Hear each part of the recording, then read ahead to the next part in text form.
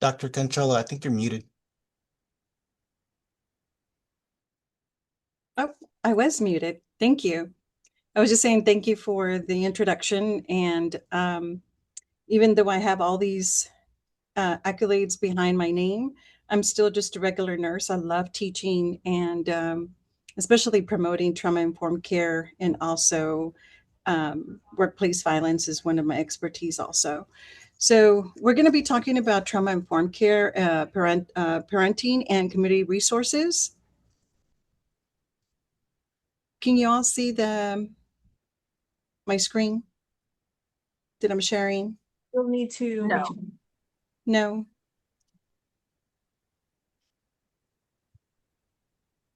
It looks like it stopped sharing it. So you may have to share again.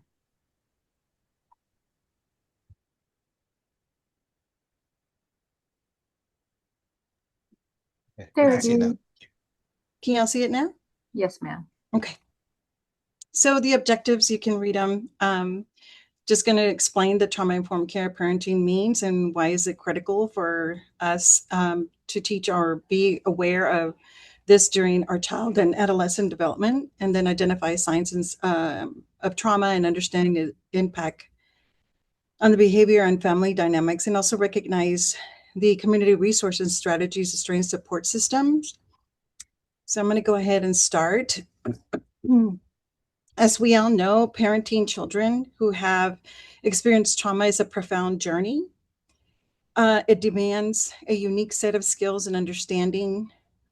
We put together this in-depth guide to help you as an understanding of trauma-informed care so that your family can be equipped to thrive.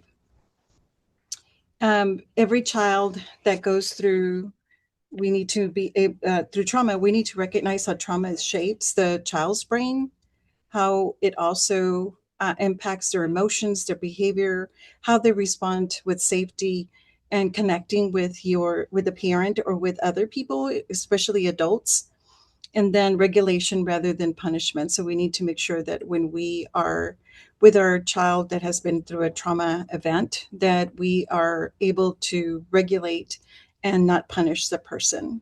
The approach is very, very critical. So we want to be supportive towards that child or that adolescent.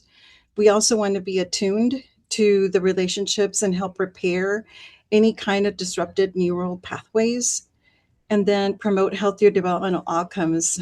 And this is for all children, from childhood all the way through the adolescent stage. The brain is developing at that point. So every experience of trauma is unique as per individual. And the nature of what the child has experienced will shape how it affects them. So the stages of their developmental stages, the severity of circumstance in the child's unique makeup will contribute to the neurological effects on the child's brain. So it's grounded in neuroscience, showing trauma keeps a child's stress response system in survival mode. So they're always going to be in a survival mode versus being a child that is being happy, versus always in a flight or fight kind of mode. It also shapes how the child thinks and feels, and how do they relate to others, especially to the adult. We need to focus on safety, trust, and empowerment of the child, addressing the underlying emotional needs and driving the challenging behaviors of that child. We need to shift the focus from what is wrong with this child or what is wrong with you to asking what happened to you or what happened to this child.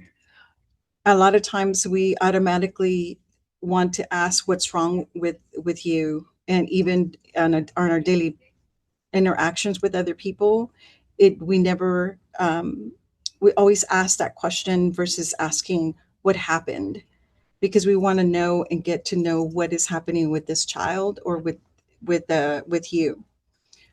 What has the patient or the child experience also is another one, and what do they need to feel safe and supported. instead of automatically assuming we need to try to understand what is happening to the child at that point. These are the traumatic experiences, the effects of their brain development. So, like I said, every experience of trauma is unique to each child. And the brain development, the trauma alters the neural pathways that involve in emotional regulation, executive functioning, their attention, their memory, the attachment also, and the brain becomes wired for survival rather than learning or exploration or connecting with one another. The emotional regulation, what happens with that is that trauma keeps the stress response system on high alert. So they're always trying to figure out, are they going against me? Making it harder for the children and adolescents to manage big emotions and also calm themselves to feel safe with others. Their reactions often reflect overwhelm and not defiance. We may say that it's a defiant situation, but it's more of overwhelming emotions that they're having at this time. Relational functioning also trauma disrupts the trust and attachment towards adults and others, and the ability to form healthy relationships. So they'll have some social dysfunctions. Children may struggle with closeness, the boundaries, to having appropriate boundaries with others, the inability of communicating what they need, and also interpreting others' intentions. So their brain is always in a high alert state.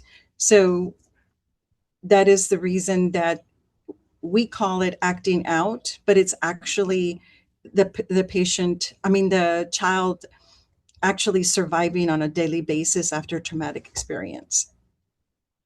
Adverse childhood experiences, and those can be from trauma all the way from generational trauma to social trauma. It increases the chances of them to becoming mentally ill. It also increases the chances of them to becoming substance use and suicidal behaviors, a lot of academic difficulties, and also chronic medical conditions that they can have or develop. Some of the identifying signs of trauma, emotional dysregulations, those are intense outbursts. So in order for us to know if the child is having some issues after having traumatic or stress, traumatic stress or traumatic events, we need to make sure, look and know what the signs are. So if they're having some emotional dysregulation, they have intense outburst, they have rapid mood swings, they have difficulty in calming themselves down also. They have avoidance, they withdraw, shut down, avoid people, places, and even reminders of certain situations. So they don't want to be reminded of those situations or potentially any kind of the trauma that has happened to them before. Hypervigilance, so they easily startle, always on the edge, and then they become aggressive, impulsive, defiant, and sudden regression. They have sleep disturbances or inability to sleep or fall asleep, and sometimes even have difficulty in staying asleep.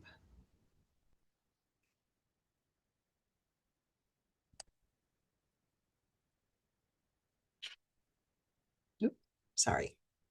The other thing they do have also is a difficulty in trusting others, especially adults.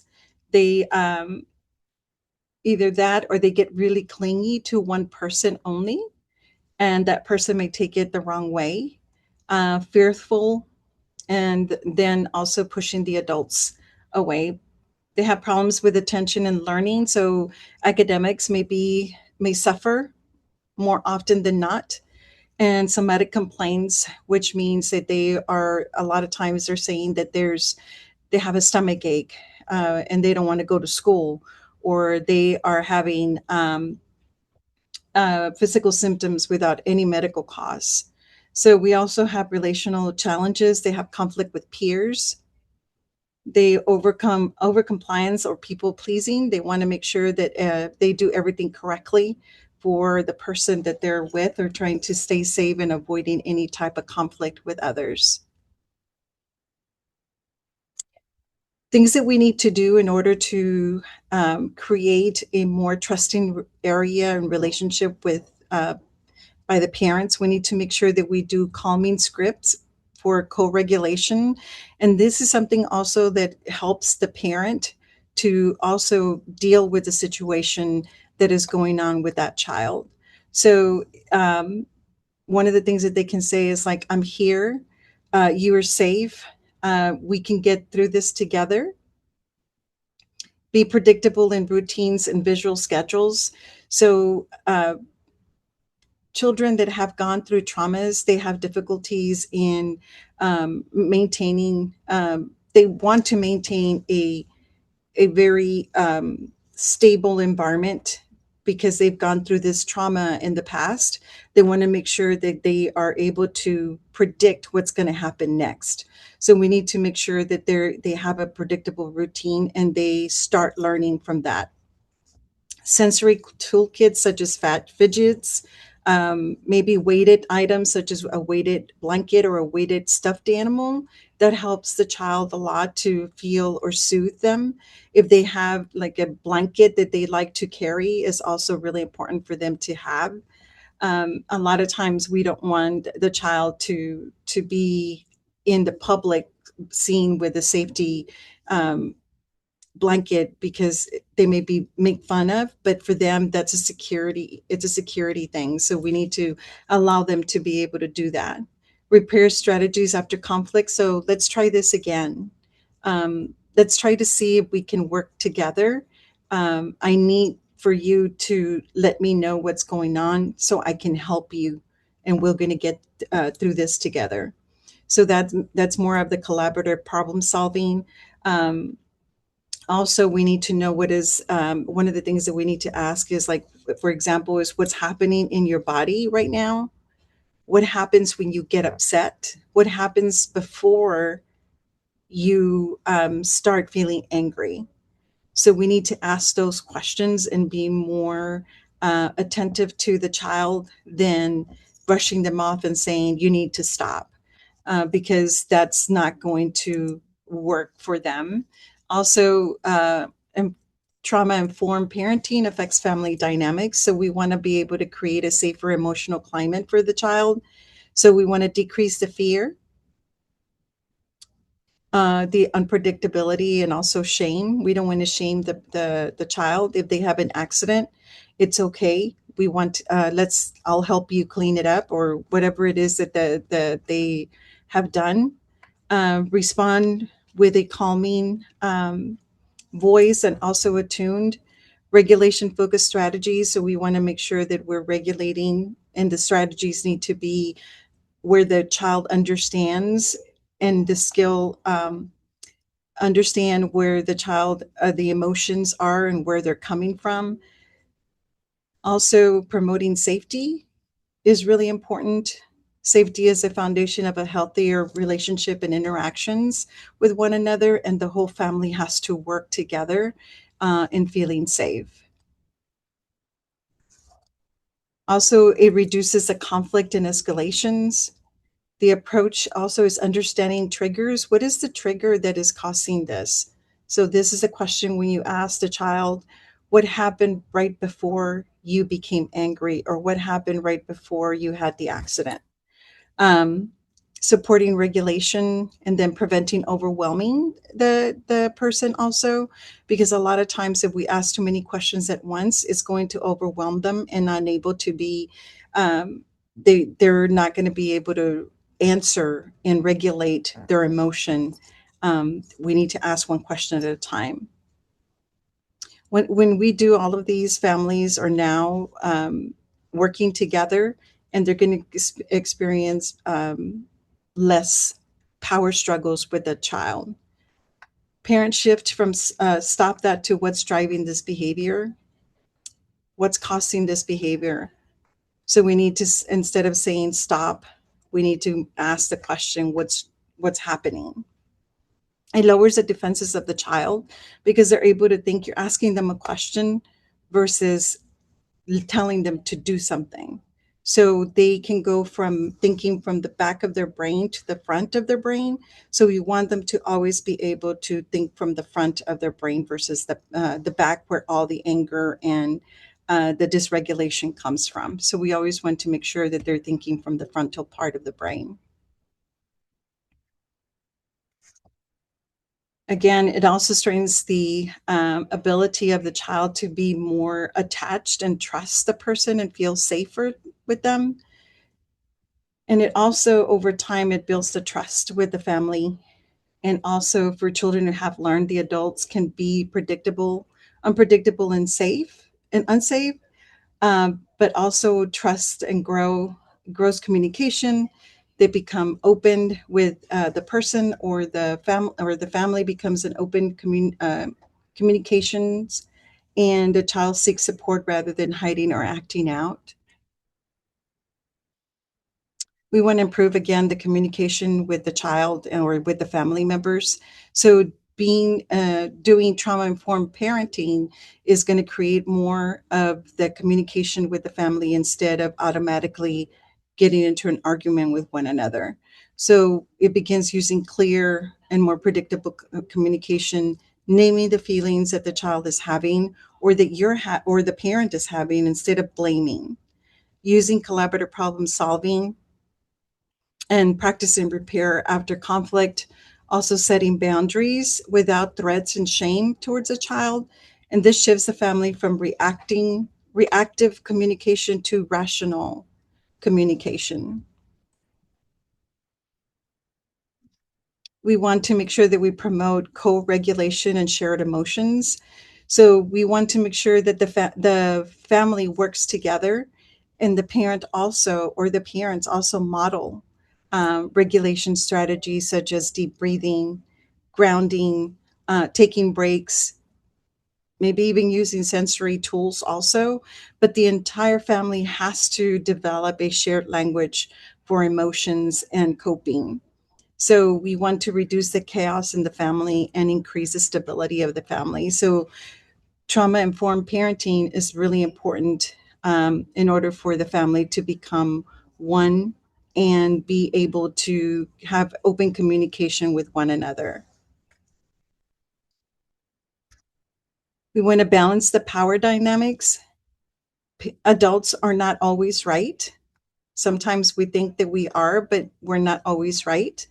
And the child may know or have an opinion, and sometimes the parent does not want to hear that child's opinion. Instead, they want to, then the child loses that interest or that trust with that parent, and we want to continue building the relationship. So trauma informed parenting does not remove the authority of the parent, but it makes it healthier. And then the power becomes protective rather than primitive. So we want to be able to protect the child. Children feel guided and not controlled by the parent. So we don't want to be controlling of the child, but being able to guide them in the right direction. We also want to reduce oppositional behavior and increase more of the cooperation between the child and the family. So we want to make sure that we're not doing a power struggle with one another, and knowing that the parent is still the authority figure.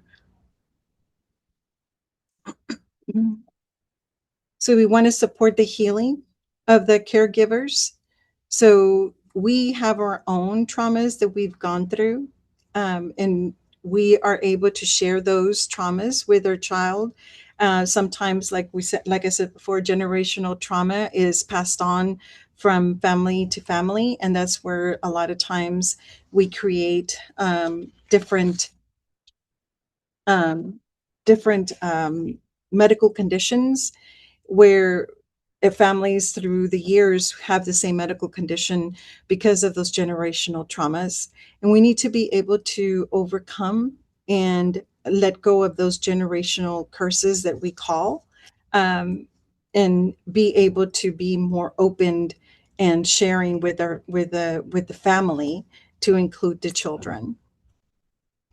It often, trauma informed parenting also often leads to increased self awareness. So we're able to be self-aware, and it reduces the guilt, um, and it also the shame. It's more of an intentional responses and healthier boundaries by ourselves, also telling ourselves or knowing that we also have gone through a trauma before or traumas before. And caregivers, the healing of that caregiver or that parent will also stabilize the family unit and the relationship that is going between the children and the parent. Building resiliency is really, really important. We can teach it. If the person is not born with it, we can also teach resilience. And we need to build that resiliency by giving positive affirmations to the child or positive feedback. And by promoting the resilience, we also promote the stability and the safety, a more predictable relationship also, and connection with one another. Children and adults develop stronger coping skills, and then better emotional regulation, secure relationships, and it strengthens the family unit. We also need to make sure that we're educating the whole family on the impact of trauma to minimize the blame and foster team-based approach in the family unit. Not only do we need to teach the family this, but also the schools to be using the same. Sometimes when we're using trauma-informed care with the family at home, and sometimes that doesn't happen at school. So we need to communicate with the school to also promote that safety component, to promote that trauma-informed care, so then the child can feel safe everywhere that they go, especially because the majority of their time spent is going to be at school and at home. We need to promote that. So we need to promote the psychoeducation also, not only to the family, but to the school or the teachers that the child is going to be throughout the year. This is also going to decrease the child's anxiety and potentially not have any outburst throughout due to the fear of the unknown. We want to support the parents and encourage them to seek their own support. So there's different organizations here in San Antonio that we can recommend for them. We want to have more of a reactive environment also. So we want to be proactive versus reactive. We want to increase emotional regulation, not only of the child, but also of the parent, and reduce anxiety from both, and then build long-term resiliency for the parent and also the family unit and the child especially. This is a foundational guides. We have the SAM-HSA, which is Trauma-Informed Care Framework. It cleared the principles of safety, trust, empowerment, and cultural responses.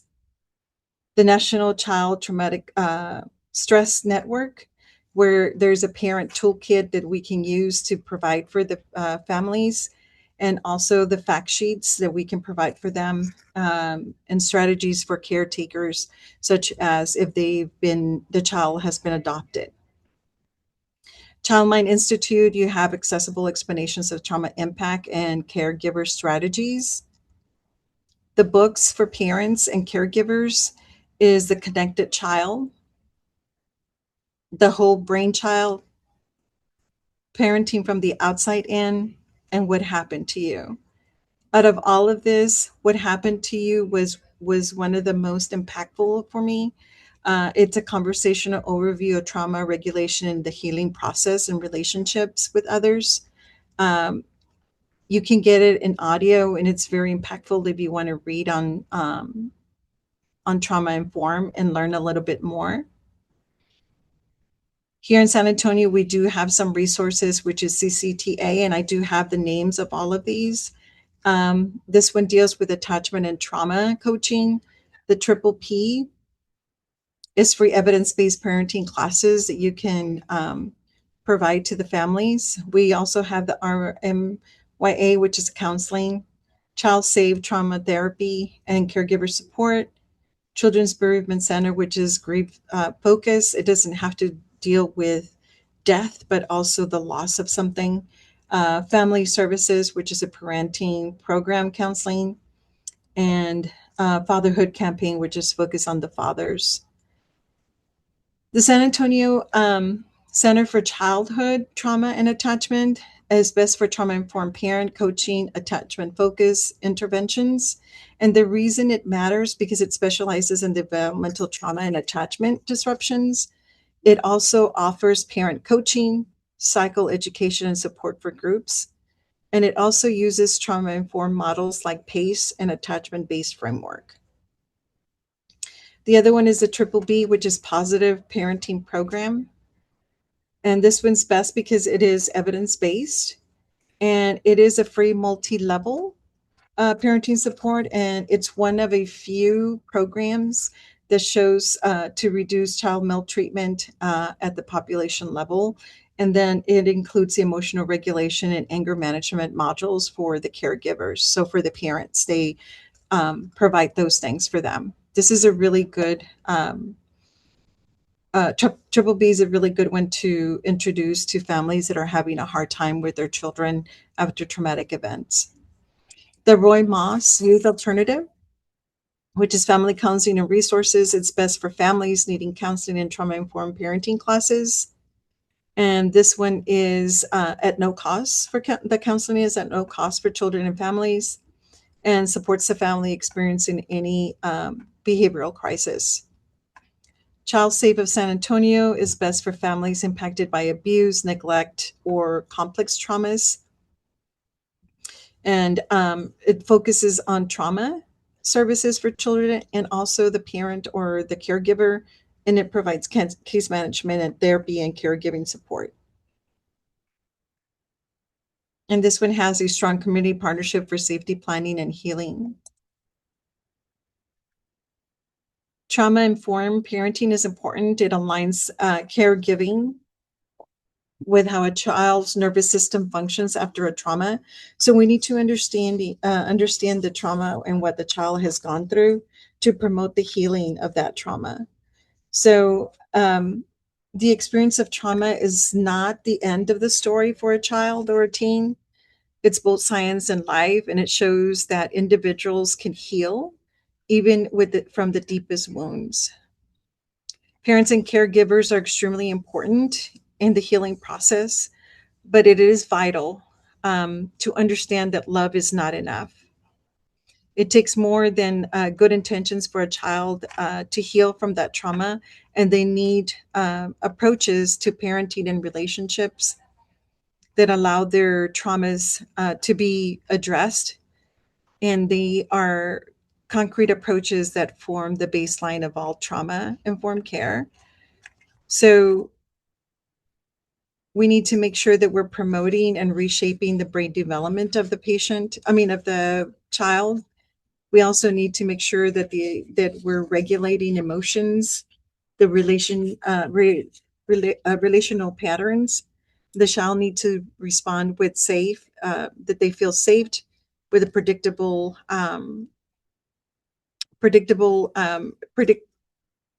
behaviors or even predictable relationships, and also the connection with one another. And we need to do less of the punishment and misunderstanding of the child. So we really need to be able to understand where the child is coming from. One of the things and how you can build the trauma informed at home is through safety, trust in relationships, coaching, emotional regulation, empathetic responses to behavioral changes. We want to build like a toolbox for behavioral challenges, such as the fidgeting. And it's going to be a journey. So trauma-informed parenting is not a quick fix. There's no quick fix in the process for children to heal from deep psychological wounds. It is a journey for both the parent and the child, or the parents, with many ups and downs, setbacks and victories. The deepest truth of trauma-informed parenting is understanding the process. Embracing the process means that you're accepting the lifelong journey of change that demands compassion, grace, and hope for that child. So trauma-informed parenting demands a profound understanding of trauma, attachment, and effective parenting techniques. So as we navigate the challenges and posed by behavioral issues, we need to prioritize self-care and foster communication and connection with your child. And that's the end of my presentation.